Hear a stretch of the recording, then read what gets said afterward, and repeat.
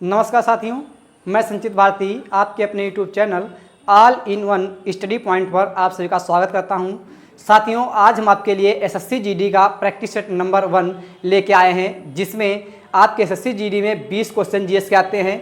और अगर बात की जाए एनटीपीसी की तो फर्स्ट पेपर में आपके 40 क्वेश्चन आते हैं और सेकेंड पेपर में आपके 50 क्वेश्चन आते हैं। ठीक है साथियों, तो इन क्वेश्चनों को देखते हुए जो आपके जीएस है, इस जीएस का वेटेज बहुत ही अधिक है और जिसको देखते हुए हमें लग रहा है कि जीएस में रोल बहुत बड़ा जीएस का रोल होता है भैया आपके किसी भी एग्जाम में। तो ठीक है, इन्हीं सभी को देखते हुए जो आपका इनका रोल है, तो उसी के लिए हम आपको प्रैक्टिस सेट नंबर 1 लेके आए एसएससी जीडी का, जो कि बहुत ही बेहतरीन प्रैक्टिस सेट होगा।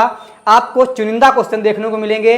अगर आप इन क्वेश्चनों को देखेंगे तो किसी भी आप कोई भी मॉक टेस्ट करेंगे तो उन मॉक टेस्ट में आपको क्वेश्चन देखने को मिलेंगे। ठीक है साथियों, तो शुरू करते हैं हम आज का अपना पहला प्रैक्टिस सेट। साथियों, ये हमारा आज का पहला क्वेश्चन है, कृषि और मछली पकड़ने की गतिविधियां किस क्षेत्र से संबंधित हैं। आज का हमारा पहला क्वेश्चन है।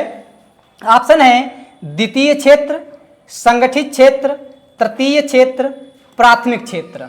तो कृषि और मछली जो है पकड़ना, ये किस क्षेत्र से संबंधित है, तो इसका ऑप्शन नंबर डी बिल्कुल सही जवाब हो जाएगा, प्राथमिक क्षेत्र से।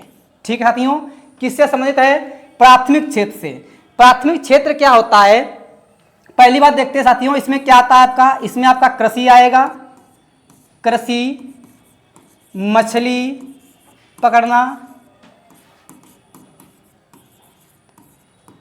ठीक है, वानिकी और खनन, इसमें आते हैं आपके। और द्वितीय क्षेत्र जो आपका है, ये द्वितीय क्षेत्र। द्वितीय क्षेत्र में क्या होता है, किसी वस्तु का हम विनिर्माण करते हैं। ठीक है, क्या करते हैं, किसी वस्तु का हम विनिर्माण करते हैं। द्वितीय क्षेत्र में क्या करेंगे, इसमें किसी वस्तु का विनिर्माण, ठीक है, इसमें क्या आता है, विनिर्माण। अब प्राथमिक क्षेत्र में क्या होता है, प्रकृति से प्राप्त, प्रकृति से जो प्राप्त होता है उसका हम सीधे उपयोग करते हैं किसमें, जो प्राथमिक क्षेत्र होता है उसमें। ठीक है साथियों, तो प्राथमिक क्षेत्र में क्या करेंगे, हम प्रकृति से प्राप्त वस्तुओं का सीधे उपयोग करते हैं। और यहाँ पे जो होता है किसी वस्तु का हम विनिर्माण करते हैं, वो हमारा द्वितीय क्षेत्र कहलाता है। तो इसका सही जवाब ऑप्शन नंबर डी हो जाएगा, प्राथमिक क्षेत्र। ठीक है साथियों, अगर बात किया द्वितीय में कौन आएगा आपका, तो इसमें आपका हस्तशिल्प आएगा, हस्तशिल्प, उद्योग आ जाएगा, ठीक है, कपड़ा उद्योग आ जाएगा। तो ये आपके किस में आएंगे भैया, ये सब आपके आएंगे द्वितीय क्षेत्र में। ठीक है, तो अब बढ़ेंगे अगले क्वेश्चन, क्वेश्चन नंबर 2 की तरफ। क्वेश्चन नंबर 2 है, ठोस कार्बन ऑक्साइड को सामान्यतः कहा जाता है, क्या कहते हैं ठोस कार्बन डाइऑक्साइड को। तो ऑप्शन नंबर है ए स्प्रिन, टेबल शुगर, भारी जल, शुष्क बर्फ। ठोस कार्बन डाइऑक्साइड किसे कहते हैं, ठीक है, तो भैया हम कहते हैं ऑप्शन नंबर डी, शुष्क बर्फ को। ठीक है, ठोस कार्बन डाइऑक्साइड किसे कहते हैं, शुष्क बर्फ को कहते हैं। बात करते हैं शुष्क बर्फ क्या होता है, जब कार्बन डाइऑक्साइड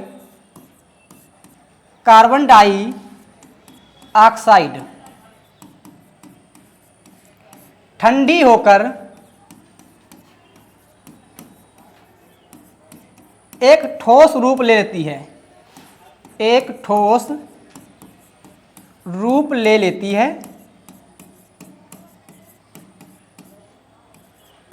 जो ठोस रूप लेती है उसी रूप को हम कहते हैं शुष्क बर्फ। ठीक है, उसी रूप को हम क्या कहते हैं, शुष्क बर्फ कहते हैं। इसका प्रयोग हम किसमें करते हैं, तो इसका प्रयोग हम प्रशीतक के रूप में करते हैं। ठीक है, प्रशीतक के रूप में इसका प्रयोग करते हैं। बात करते हैं टेबल शुगर की, तो इसको हम सुक्रोज को कहते हैं, सुक्रोज को टेबल शुगर कहा जाता है। एस्पिरिन क्या है, ये एक आपकी दर्द निवारक दवाई है भैया। ठीक है, दर्द निवारक दवाई है। भारी जल को क्या कहते हैं, इसको हम D2O कहते हैं। D2O या ड्यूटीरियम ऑक्साइड, ठीक है, ड्यूटेरियम ऑक्साइड भी कहते हैं। जो आपका कार्बन डाइऑक्साइड था उसका सूत्र क्या आ जाएगा, तो इसका सूत्र होता है CO2, ठीक है साथियों। तो इसका सही जवाब ऑप्शन नंबर डी हो जाएगा, शुष्क बर्फ। आगे बढ़ेंगे क्वेश्चन नंबर 3 की तरफ। क्वेश्चन नंबर 3 है आपका, भारतीय संविधान का कौन सा अनुच्छेद मूल कर्तव्यों से संबंधित है। क्वेश्चन नंबर 3 है, भारतीय संविधान का कौन सा अनुच्छेद मूल कर्तव्यों से संबंधित है। अनुच्छेद 51A, अनुच्छेद 52, अनुच्छेद 53, अनुच्छेद 50। तो साथियों इसका सही जवाब होगा आपका ऑप्शन नंबर ए, अनुच्छेद 51A, ठीक है। तो भैया बात करते हैं मूल कर्तव्य की। मूल कर्तव्य हमारे वर्तमान में कितने हैं, तो 11 मूल कर्तव्य हैं। कहाँ से लिए गए हैं, रूस से लिए गए हैं, ठीक है। कहाँ से लिया गया है, रूस से लिया गया है। किसकी सिफारिश पर लिया गया था, तो स्वर्ण सिंह समिति की सिफारिश पर। स्वर्ण सिंह समिति की सिफारिश पर इनको शामिल किया गया था। कब शामिल किया गया था, तो 42वें संविधान संशोधन 1976 के द्वारा, ठीक है। अनुच्छेद 52 की बात करें क्या होता है, तो अनुच्छेद 52 कहता है कि भारत का एक राष्ट्रपति होगा, ठीक है, राष्ट्रपति होगा। ये किसमें कहा गया है, अनुच्छेद 52 में कहा गया है। अनुच्छेद 53 क्या कहता है, संघ की कार्यपालिका शक्ति, कार्यपालिका शक्ति ये किसमें है, ये अनुच्छेद 53 में है, ठीक है साथियों। तो इसका सही जवाब ऑप्शन नंबर ए हो जाएगा, अनुच्छेद 51A मौलिक कर्तव्य, ठीक है। और अगर भाग की बात करें किस भाग में है, तो भाग 4A में आपके मौलिक कर्तव्य हैं, ठीक है भैया। आगे बढ़ते हैं क्वेश्चन नंबर 4 की तरफ। क्वेश्चन नंबर 4 कहता है, दो पक्षों के बीच किए गए व्यापार समझौते को कौन सा समझौता कहते हैं। द्विपक्षीय समझौता, एक पक्षीय समझौता, बहुपक्षीय समझौता, त्रिपक्षीय समझौता। तो बात करें दो पक्षों के बीच किए गए व्यापार समझौते को हम ऑप्शन नंबर ए द्विपक्षीय समझौता कहते हैं, ठीक है। जब दो देश मिलकर कोई समझौता करते हैं, कोई समझौता करते हैं, उसी को हम क्या कहते हैं भैया, द्विपक्षीय समझौता कहा जाता है। उसी को द्विपक्षीय समझौता कहते हैं, ठीक है भैया। तो आगे बढ़ेंगे क्वेश्चन नंबर 5 की तरफ। क्वेश्चन नंबर 5 है, महावीर जयंती के महीने में मनाई जाती है। महावीर जयंती कब मनाई जाती है, अगस्त सितंबर में, मई जून में, नवंबर दिसंबर में, मार्च अप्रैल में। अगर बात की जाए महावीर जयंती की, तो महावीर जयंती आपकी ऑप्शन नंबर डी मार्च अप्रैल में मनाई जाती है। क्यों मनाई जाती है, तो महावीर स्वामी जो थे आपके, महावीर स्वामी कौन थे ये, तो भैया ये जैन धर्म के 24वें तीर्थंकर थे, ठीक है, 24वें तीर्थंकर थे। इनको हम जैन धर्म का वास्तविक संस्थापक भी मानते हैं, वास्तविक संस्थापक, ठीक है। वास्तविक संस्थापक किसे मानते हैं, तो महावीर स्वामी को मानते हैं। अगर पूछे कि जैन धर्म का संस्थापक किसे मानते हैं, तो केवल जैन धर्म का संस्थापक की बात अगर करें तो हम किसे कहेंगे भैया, ऋषभदेव को मानेंगे, ठीक है। किसे, ऋषभदेव को। अब बात करते हैं मार्च अप्रैल में जो महावीर जयंती मनाई जाती है, क्यों मनाई जाती है, तो महावीर स्वामी की जो शिक्षाएं थी उन शिक्षाओं का प्रसार करने के लिए हम महावीर जयंती मनाते हैं, ठीक है। महावीर स्वामी जो थे इनका जन्म कब हुआ था, तो इनका जन्म हुआ था 540 BC में।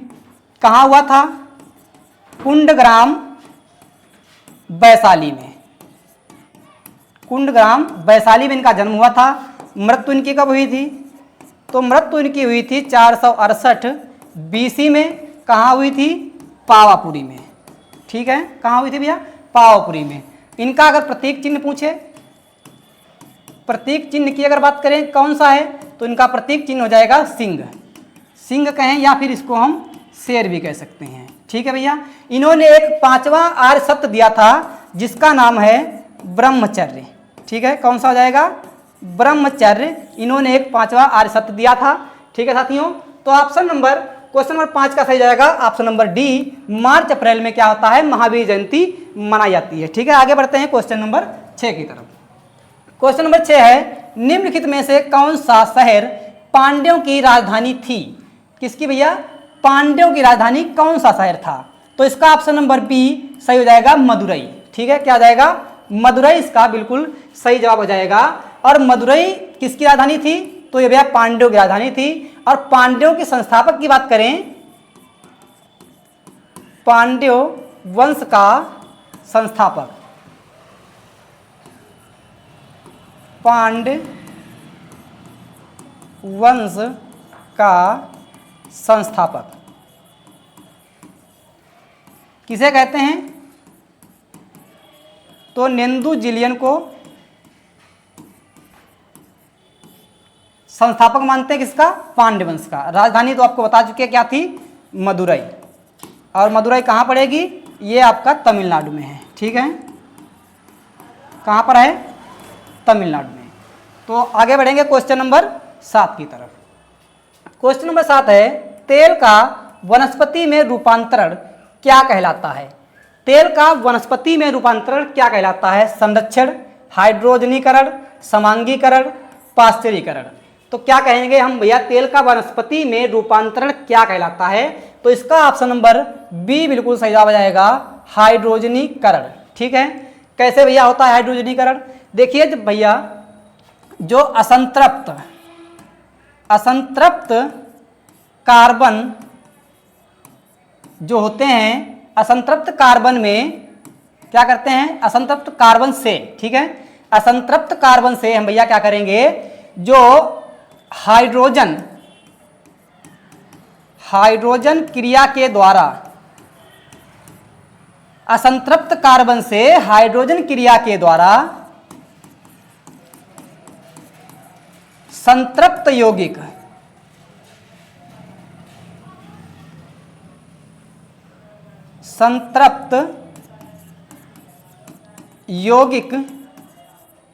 प्राप्त करना क्या कहलाता है? हाइड्रोजनीकरण कहलाता है। हाइड्रोजनीकरण कहलाता है। ठीक है साथियों, तो समझ गए होंगे। असंतृप्त कार्बन जो यौगिक होते हैं, उन यौगिकों से हाइड्रोजन क्रिया के द्वारा संतृप्त यौगिक प्राप्त करना क्या कहलाता है? हाइड्रोजनीकरण कहलाता है। ठीक है, क्वेश्चन नंबर 7 का सही जवाब हो जाएगा आपका ऑप्शन नंबर बी, हाइड्रोजनीकरण। आगे बढ़ेंगे क्वेश्चन नंबर 8 की तरफ। क्वेश्चन नंबर 8 कहता है, इनमें से कौन सा एक मूल कर्तव्य नहीं है? तो कौन सा इनमें से एक मूल कर्तव्य नहीं है? मत डालने का कर्तव्य, राष्ट्रीय ध्वज का सम्मान, राष्ट्रगान का सम्मान, राष्ट्रीय स्वतंत्रता संग्राम के विचारों को पोषित करना। तो इसका ऑप्शन नंबर ए बिल्कुल सही जवाब जाएगा, मत डालने का कर्तव्य। ठीक है भैया, ये आपका मौलिक कर्तव्य नहीं है।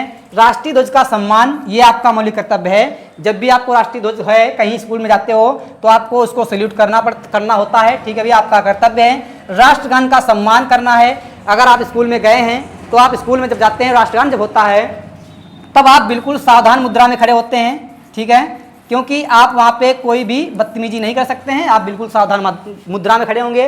राष्ट्रगान का सम्मान करना भी आपका फर्ज है। और राष्ट्रीय स्वतंत्रता संग्राम के विचारों को पोषित करना ये भी आपका एक संविधान में मौलिक कर्तव्य बताया गया है। ठीक है साथियों, तो मौलिक कर्तव्य मैंने आपको बताया था कहाँ से लिए गए हैं। मौलिक कर्तव्य आपके रूस से लिए गए हैं। ठीक है, रूस से ग्रहण किया है हमने।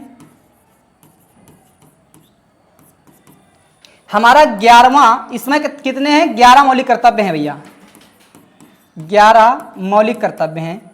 ठीक है, और जो 11वां मौलिक कर्तव्य है वो कौन सा है? तो 6 से 14 वर्ष के बच्चों को शिक्षा का अवसर, ये क्या कहता भैया?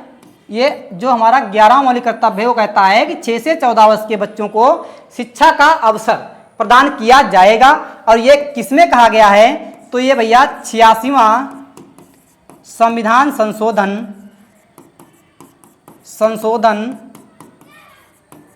2002 के द्वारा इसको जोड़ा गया है। ठीक है भैया, कब जोड़ा गया है, तो 86वां संविधान संशोधन 2002 के द्वारा इसको जोड़ा गया है। ठीक है साथियों, तो ऑप्शन नंबर ए इसका बिल्कुल सही जवाब होगा। आगे बढ़ेंगे, क्वेश्चन नंबर 9 कहता है पाइका ... में किया जाने वाला एक लोक नृत्य है। कहाँ पे किया जाता है जो आपका पाइका लोक नृत्य है, तमिलनाडु में, हरियाणा में, झारखंड में, महाराष्ट्र में। तो निम्न में से कौन सा शहर है या राज्य है जहां पे आपका पाइका नृत्य किया जाता है। ठीक है साथियों, तो हम बात करते हैं तमिलनाडु की। पहले तमिलनाडु में आपका होता है भरतनाट्यम। कौन सा होता है, भरतनाट्यम। इसको हम सादरी भी कहते हैं, जो कि आपका शास्त्रीय नृत्य की श्रेणी में शामिल है। हरियाणा में आपका होता है घूमर। घूमर आपका हरियाणा में भी होता है और राजस्थान में भी होता है। ठीक है भैया, ये जो आपका है झारखंड, ऑप्शन नंबर सी ये बिल्कुल सही हो जाएगा। जो पाइका नृत्य है ये झारखंड का नृत्य है। ठीक है, महाराष्ट्र का फेमस नृत्य कौन सा है, तो लावड़ी। यहाँ का फेमस नृत्य है आपका लावड़ी। तो पाइका में किया जाने वाला एक लोक नृत्य है, कहाँ पे किया जाता है, तो झारखंड में किया जाता है। और ये कौन करता है भैया, तो ये मुंडा समुदाय के लोग करते हैं। कौन करते हैं, मुंडा समुदाय के लोगों के द्वारा किया जाता है। और कैसे किया जाता है, तो सैनिक वेशभूषा पहनकर, सैनिक वेशभूषा जो सैनिकों के कपड़े होते हैं उनको पहनकर ये लोग नृत्य करते हैं। कौन सा, पाइका नृत्य। कौन करता है, तो मुंडा समुदाय के लोग करते हैं। मुंडा समुदाय का एक सबसे फेमस व्यक्ति कौन है, प्रसिद्ध व्यक्ति, तो उसका नाम आप जानते होंगे बिरसा मुंडा। बिरसा मुंडा का आपने नाम सुना होगा भैया, बहुत ही फेमस व्यक्ति है मुंडा समुदाय से। ठीक है साथियों, ये रहा आपका क्वेश्चन नंबर 10। बैंकों के बैंकर के रूप में अंतिम ऋणदाता के रूप में भी कार्य करता है राष्ट्रीयकृत भारतीय bank, union bank of India, भारतीय स्टेट बैंक, भारतीय रिजर्व बैंक। तो इसका सही जवाब होगा आपका ऑप्शन नंबर डी, भारतीय रिजर्व बैंक। ठीक है, ये आपका बिल्कुल सही जवाब जाएगा। ये बैंकों के बैंकर के रूप में कार्य करता है। इसकी स्थापना कब हुई थी, तो इसकी स्थापना हुई थी भारतीय रिजर्व बैंक अधिनियम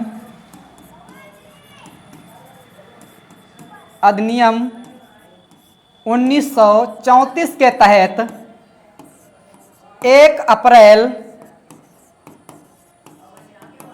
1935 में। ठीक है साथियों, आगे बात करते हैं भारतीय स्टेट बैंक की स्थापना। तो भारतीय स्टेट बैंक की जो स्थापना हुई थी वो 1 जुलाई 1955 में हुई थी। ठीक है साथियों, तो इसका सही जवाब ऑप्शन नंबर डी हो जाएगा, भारतीय रिजर्व बैंक। आगे बढ़ेंगे क्वेश्चन नंबर 11 की तरफ। भारतीय संविधान का निम्नलिखित में से कौन सा अनुच्छेद भारत के महान्यायवादी से संबंधित है। अनुच्छेद 76, अनुच्छेद 279 ए, अनुच्छेद 243 आई, अनुच्छेद 243 जेड ई। तो पूछा इसने महान्यायवादी किस अनुच्छेद से संबंधित है, तो इसका ऑप्शन नंबर ए जो है अनुच्छेद 76 बिल्कुल सही जवाब हो जाएगा। ठीक है, तो बात करते हैं महान्यायवादी की। जो आपका महान्यायवादी है, महान्यायवादी, इसकी जो भैया नियुक्ति है कौन करता है, वो राष्ट्रपति करता है। ठीक है, कौन करेगा, राष्ट्रपति करेगा। इसको क्या कहते हैं भैया, सॉलिसिटर जनरल भी कहते हैं, सॉलिसिटर जनरल भी कहते हैं। ठीक है, आगे बात करते हैं जो हाई कोर्ट का न्यायाधीश होता है, न्यायाधीश के समकक्ष माना जाता है इसी को। ठीक है, और इसी को हम भारत सरकार का प्रमुख वकील कहते हैं, वकील कहते हैं। ठीक है साथियों, तो पूछा इसने अनुच्छेद 76 में क्या है, तो अनुच्छेद 76 में आपका है महान्यायवादी। ठीक है, अनुच्छेद बात करते हैं आगे, जो 243 है। ठीक है, अनुच्छेद 243 में क्या है, ये पंचायती राज से संबंधित है। ठीक है, पंचायती राज से संबंधित है। ठीक है साथियों, आगे बढ़ते हैं क्वेश्चन नंबर 12 की तरफ। क्वेश्चन 12 है प्लासी का युद्ध में लड़ा गया था। तो प्लासी का युद्ध कब लड़ा गया था? 1764 में, 1760 में, 1755 में, 1757 में। तो बात करते हैं प्लासी के युद्ध की। प्लासी का युद्ध हुआ था आपका ऑप्शन नंबर डी 1757 में। ठीक है, प्लासी का युद्ध, जो प्लासी का युद्ध था ये किसके किसके बीच लड़ा गया था? तो भैया एक तरफ थे ईस्ट इंडिया कंपनी, जिसका नेतृत्व कर रहे थे आपके रॉबर्ट क्लाइव। ठीक है, दूसरी तरफ थे बंगाल के नवाब सिराजुद्दौला।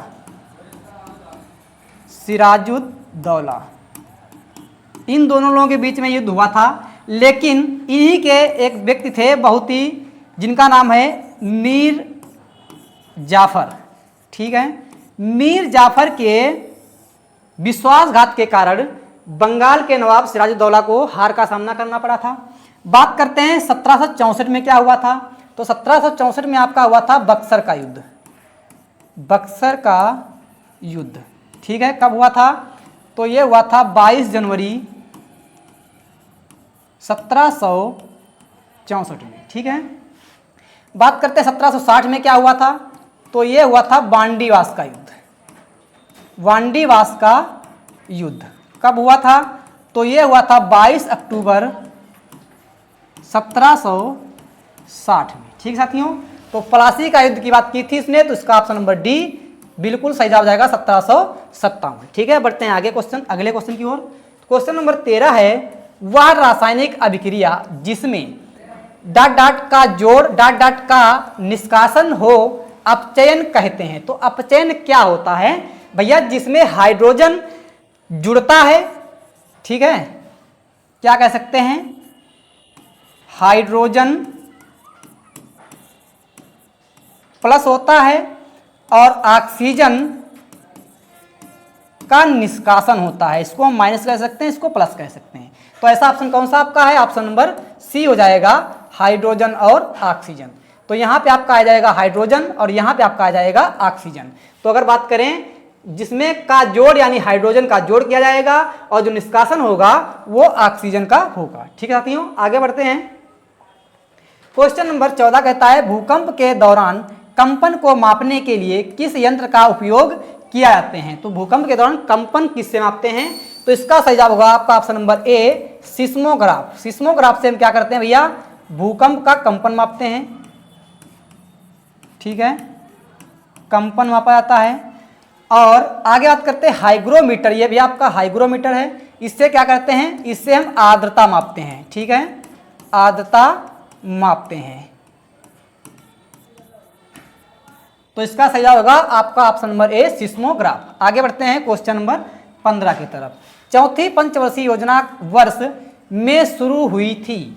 चौथी पंचवर्षीय योजना कब शुरू हुई थी? 1973, 1962, 1966, 1969। तो आपकी चौथी पंचवर्षीय योजना थी, इसका ऑप्शन नंबर डी बिल्कुल सही जवाब जाएगा। 1969 में चौथी पंचवर्षीय योजना शुरू हुई थी। चौथी पंचवर्षीय योजना ठीक है, ये शुरू हुई थी और किस पे आधारित थी? तो ये अशोक मेनन मॉडल पर आधारित थी। अशोक मेनन मॉडल पर आधारित थी। ठीक है साथियों, आगे बात करते हैं। जो चौथी है तो इसके पहले 1, 2, 3 भी हुई होंगी। तो पहली पंचवर्षीय योजना, फर्स्ट पंचवर्षीय योजना कब शुरू हुई थी? तो ये 1951 से लेके 1956 के बीच हुई थी। और दूसरी पंचवर्षीय योजना कब हुई थी? दूसरी पंचवर्षीय योजना कब हुई थी? ये आपकी 1956 से 1961 के बीच हुई थी। और थर्ड पंचवर्षीय योजना कब हुई थी? तो ये आपकी 1961 से 1966 के बीच में हुई थी। उसके बाद में बात करें 66 से 1969 तक, यानी 1966 से 1969 तक योजना अवकाश रहा था। ठीक है, योजना अवकाश रहा था। और इस योजना अवकाश के बाद में 1969 से लेकर 1974 तक आपकी चौथी पंचवर्षीय योजना हुई थी। ठीक है, अगर फर्स्ट जो आपकी पहली पंचवर्षीय योजना की बात की जाए, फर्स्ट पंचवर्षीय योजना ये किस पर आधारित थी? तो ये हेराल्ड डोमर पर आधारित थी, हेराल्ड डोमर मॉडल पर। ठीक है, आधारित थी। और अगर सेकेंड की बात की जाए तो सेकेंड किस पे आधारित थी? तो ये आपकी नेहरू महालनोबिस